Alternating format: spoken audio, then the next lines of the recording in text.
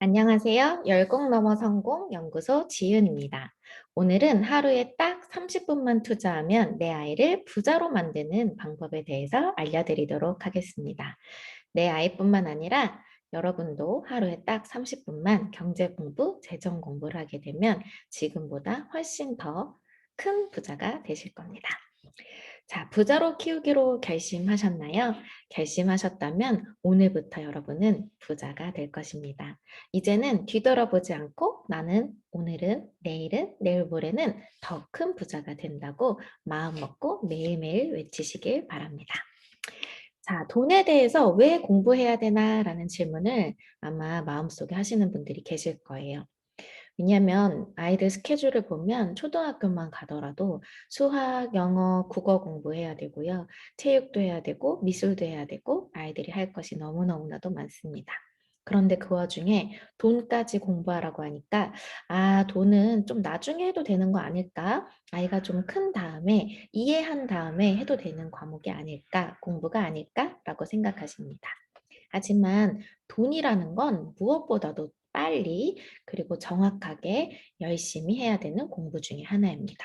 왜냐하면 여러분의 자녀가 만약에 좋은 대학에 갔거나 혹은 좋은 기업에 취직을 하더라도 돈에 대해서 전혀 알지 못하면 예를 들어 돈은 계속 많이 버는데 주머니는 텅텅 비어 있다든지 남들은 투자를 하는데 난 투자를 할 줄 몰라서 그냥 쓰고 만다든지 이런 상황이 되는 겁니다. 그러면 여러분의 자녀 인생은 아주 행복한 인생일까라고 물어본다면 저는 세모라고 대답을 합니다. 그런데 어느 공부나 마찬가지로 돈이라는 공부도 어렸을 때부터 연습하지 않으면 자기주도적으로 다루기가 어려운 영역입니다. 그래서 자꾸 남에게 물어보게 되고 남의 생각대로 운영하게 되는 게 바로 돈입니다. 그래서 공부도 돈도 저는 어렸을 때부터 훈련이 되고 연습이 돼야 된다라고 말씀을 드립니다. 자, 제가 이렇게 중요한 돈에 대한 공부를 반드시 하세요라고 말하면 어떤 엄마들은 이렇게 얘기합니다. 그래, 맞아. 내 아이의 금융 상식을 위해서 공부를 해야지. 나의 금융 IQ를 위해서 나도 돈이나 재정에 대한 공부를 할 거야라고 말하십니다. 하지만 저는 그런 엄마 아빠들에게 그건 대단히 큰 착각이다라고 말씀을 드립니다. 단순한 금융 상식을 위해서 여러분에게 돈에 대해 공부하세요라고 말하는 것이 아닙니다. 자, 우리가 살고 있는 세상은 자본주의라는 세상입니다. 이 세상의 원리에 의하면 여러분은 돈에 대해서, 재정에 대해서 공부하지 않는다면, 즉 생존을 위협하게 되는 것입니다. 그래서 여러분은 돈에 대한 공부가 바로 생존을 위해서 반드시 해야 된다라고 말씀을 드립니다. 만약에 공부를 하지 않는다라고 하면 어떻게 될까요? 현재 대한민국은 금융에 대한 공부를 정확하게 하는 곳이 거의 없습니다. 자, 금융이나 재정에 대한 공부를 하지 않았기 때문에 우리나라는 OECD 평균 국가에 비하면 훨씬 낮은 수치를, 금융 이해력에 대한 지수를 훨씬 낮은 수치를 보여주고 있어요. 앞에 있는 나라들은 심지어 우리보다 못 살 것 같은 나라들의 이름들도 있습니다.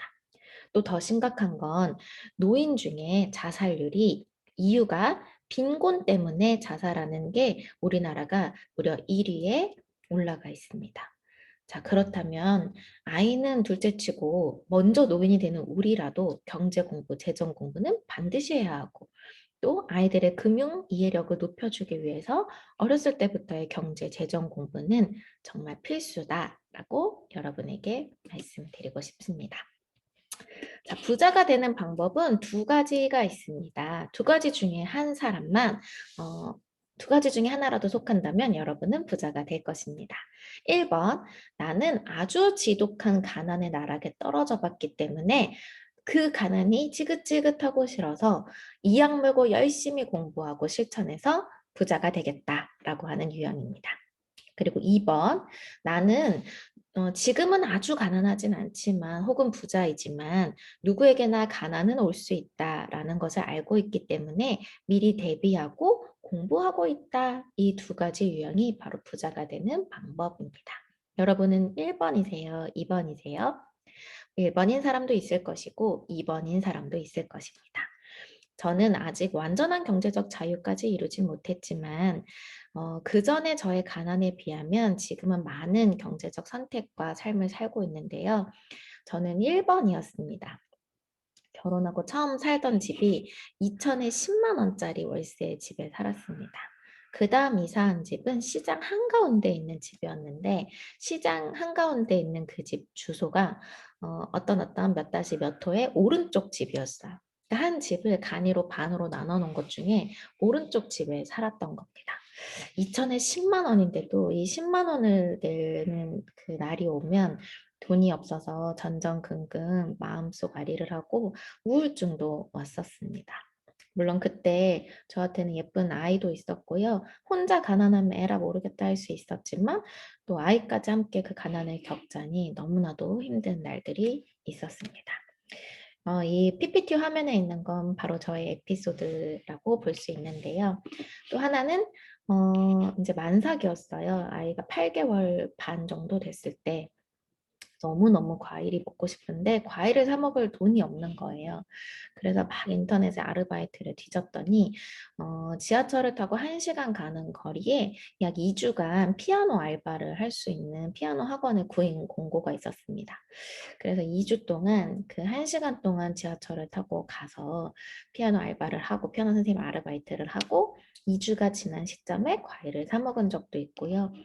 또 그 당시에 한 달에 10,000원 정도 내면 서로의 취미나 이런 것들을 공유할 수 있는 그런 모임들이 많았는데 한 달에 10,000원을 낼 수가 없어서 그 모임에 나가지 못한 거는 아주 또 슬픈 일들 중에 하나였습니다. 또 집안에 인제 2천에 10만 원짜리 집이니까 주변에 다 외국인들 살고 또 곰팡이가 집안에 엄청 많이 피는 집인 거예요. 그 곰팡이가 어느 정도냐면 자고 일어나면 방 한 벽은 전부 다 곰팡이였어요. 그런 곰팡이 속에 아토피를 앓고 있는 우리 큰딸하고 같이 인제 살았는데 그러니까 밤에 거의 뭐 우느냐고 정신이 없었죠, 너무 미안해서. 근데 어느 날 그 아이의 100 일이 된 거예요. 남들은 인제 100일 옷도 사 주고 100일 잔치도 해 주고 100일 선물도 해 주는데 저는 그 당시에 가장 많이 축하해 줄 수 있는 금액이 10,000원 정도 있어서 이제 치킨 한 마리를 시켜 가지고 남편하고 같이 먹으면서 되게 슬픈 100일 잔치를 했던 기억이 있습니다. 문화센터는 뭐냐면 인제 아이를 키워본 부모님은 아실 건데 한 달에 약 3만 원 정도면 아이들이 가서 막 체육도 하고 음악도 듣고 영어도 할 수 있고 막 이런 여러 가지 문화센터들이 있어요. 근데 인제 한 달에 3만 원도 저한테는 굉장히 큰돈이었기 때문에 아이랑 큰아이 키우면서 한 번도 문화센터에 아이를 데려가 본 적이 없습니다. 못 데리고 갔어요. 너무 가 보고 싶었죠.